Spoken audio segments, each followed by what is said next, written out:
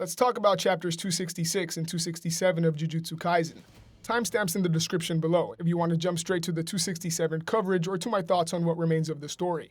I'm covering 2 chapters in this one video this time because I got held up, but no way I wasn't going to talk about 266 since it's just too special. It was also recently confirmed that there are only 4 more chapters left in the story, so although many of us already had that feeling, we're officially in the final stretch.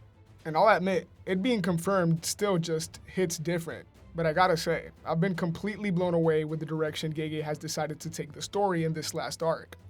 In 266, we saw Yuji and Megumi talk to each other for the first time since Megumi was taken over by Sukuna. It's left clear that everything Yuji has been through since the beginning of the story has led to this moment. In his conversation with Sukuna in 265, we saw Yuji come to understand that everybody lives for different reasons, and that nobody else should dictate the value in that, whatever it may be. Fushiguro never cared to be a Jujutsu sorcerer. He only ever wanted to watch out for Sumiki and live a simple life, something he's never had since he was abandoned by Toji. Yuji is the only person besides his sister that Megumi puts on that pedestal, due to his humanity. And he lets him know that seeing Sumiki walk alongside someone like Itadori would have solidified his happiness. But now, Megumi believes Yuji has done enough. Because he sees where Megumi's coming from, Yuji tells him that he cannot bring himself to try to convince Megumi to live. He knows it would be dismissive of Megumi's pain and loss. He understands and respects Megumi's lack of fight, even though he can only relate to it to a certain degree, which I think is an important detail we'll get into towards the end of the video. But he empathizes deeply with the hopelessness people can feel, especially his loved ones after witnessing it up close, which in my opinion is so telling of the type of character Yuji is. Most people only understand if they can relate, not Yuji. Cutting back to Itadori's domain, Sukuna activates Hollow Wicker Basket, and it's quickly revealed that because he has 4 arms, he's able to increase the effectiveness of it by maintaining the hand sign and still have 2 hands free. They begin to charge at each other, but it's interesting to note how there's wildlife in Yuji's domain, especially a type of bird known as the Hamza in ancient Sanskrit text. It's basically based on the swan and the goose, but has meaning in some Eastern cultures. It's often used as a metaphor, with the bird representing the ability to extract good from evil like milk from a mixture of milk and water. In Buddhism, it's also a symbol of wisdom and purity, kind of how like in 265 we saw dragonflies, which are considered to represent self-spiritual transformation all around Yuji.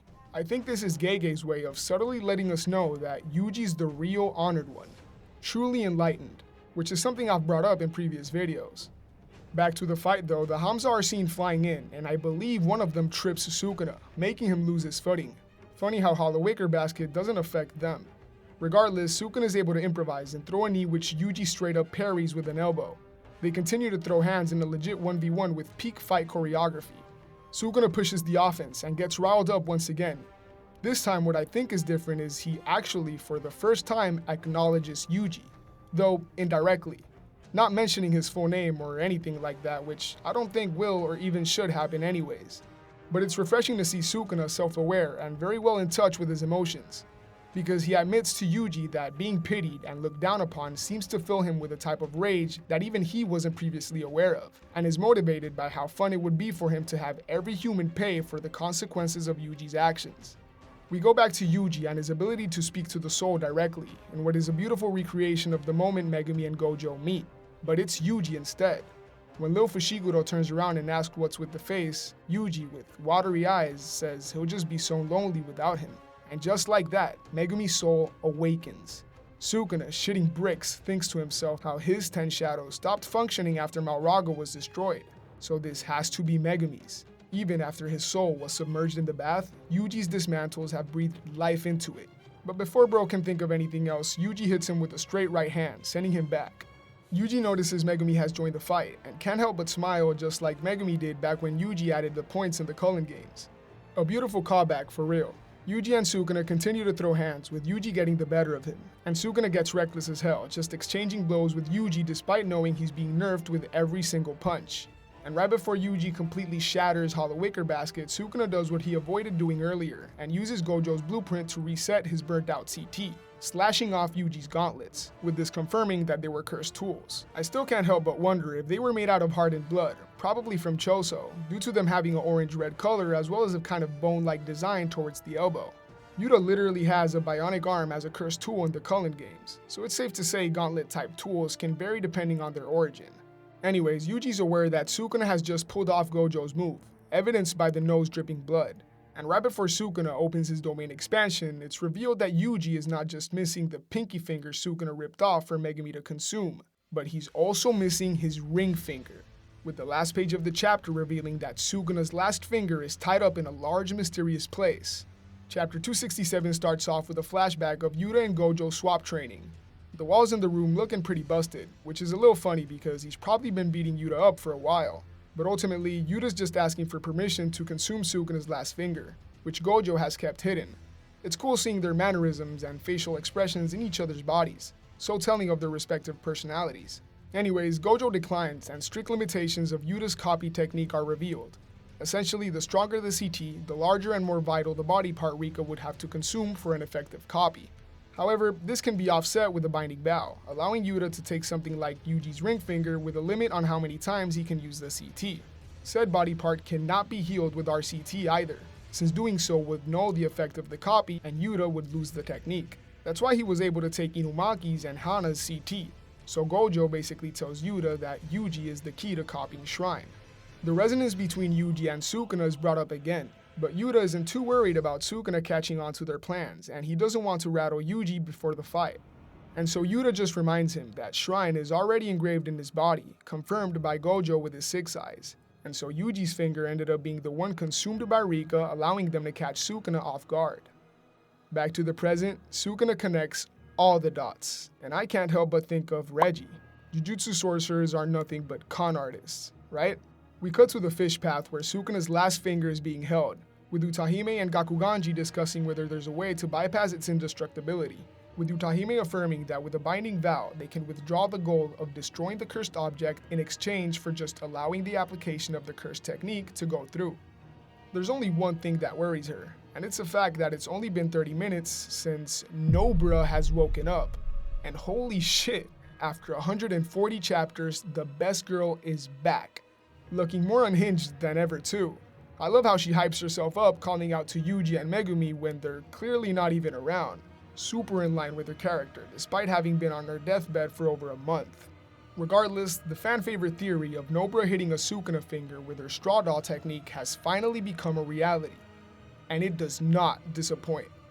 The double spread of Sukuna getting completely wrecked by resonance is just beautiful. Bro knows it's GG's from here. And Nobara says the same thing Yuji said after coming back to life early in the story. Back in the fight, Yuji sheds a tear of happiness once he realizes it's Nobara, and wastes no time at all. The sure hit of his domain hits Sukuna, and Yuji follows it up with a knee and a right hand, knocking some of the fingers out of him.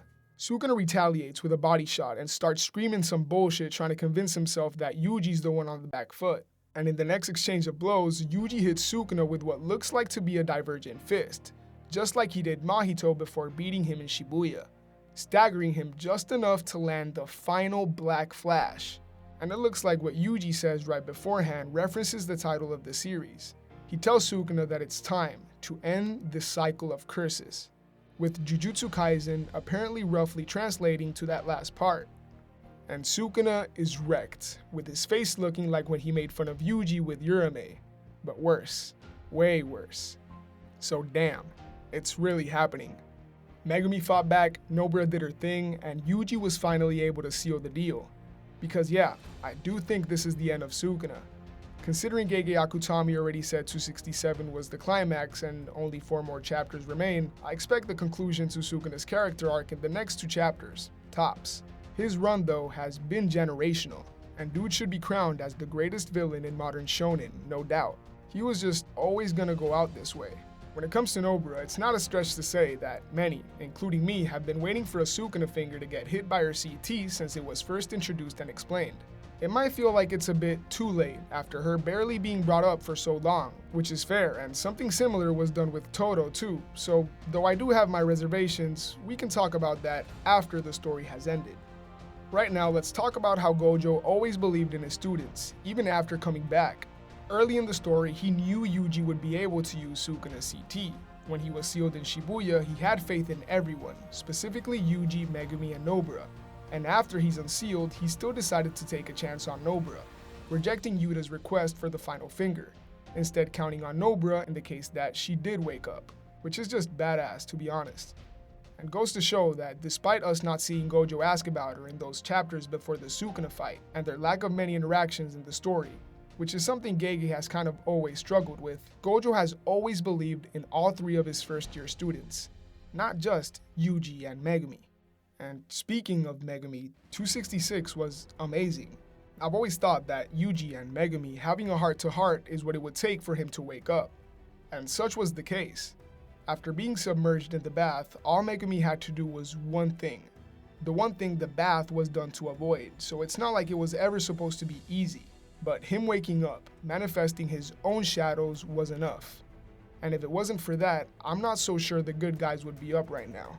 All people around Megumi have done is expect more from him, and even pushed himself constantly after understanding why.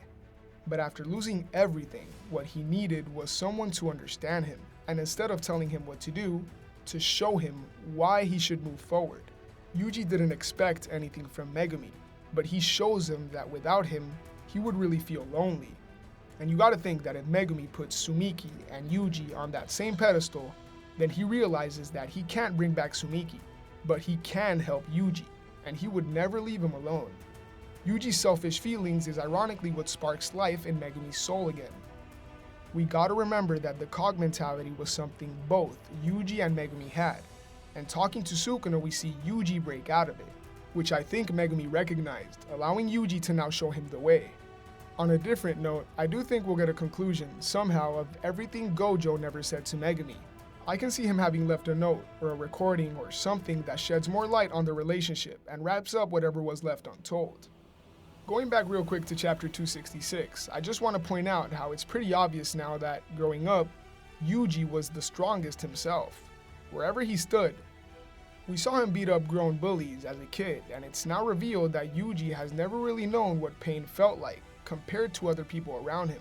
So like I said earlier, he really couldn't relate. But unlike Sukuna, he can empathize. He doesn't let his strength overshadow what others value in life, but the opposite. When Yuji meets Yaga, he admits that he wants to consume all of Sukuna's fingers to protect people because it is something only he can do. Yuji's character has come full circle, and honestly, it's better than anything I imagined. So what can we expect in these final chapters? The merger?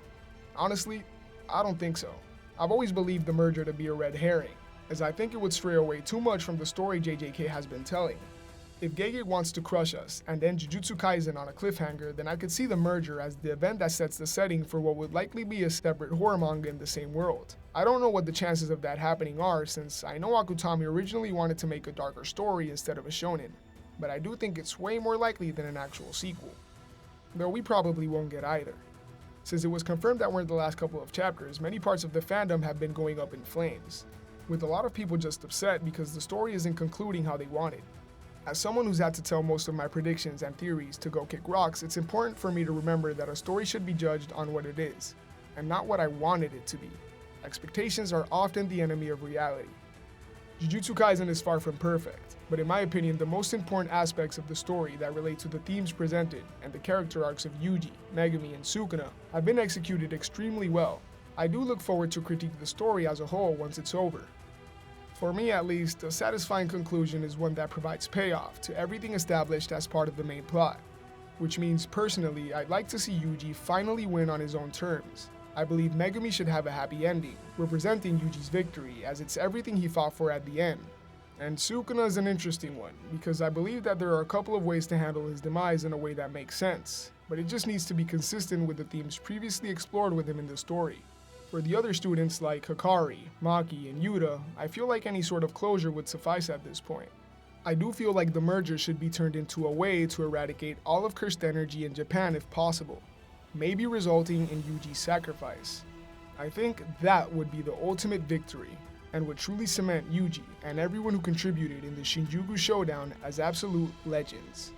I can see the last chapter taking place after a short time skip, with everyone left now living peaceful lives, all thanks to Yuji.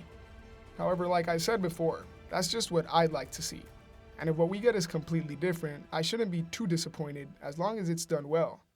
That's all for me today. I had to play some catch up, so if you're still here, thanks for joining me in this longer video till the end. Let me know your thoughts on everything that's been going down in these last chapters. What would you like to see before the story ends?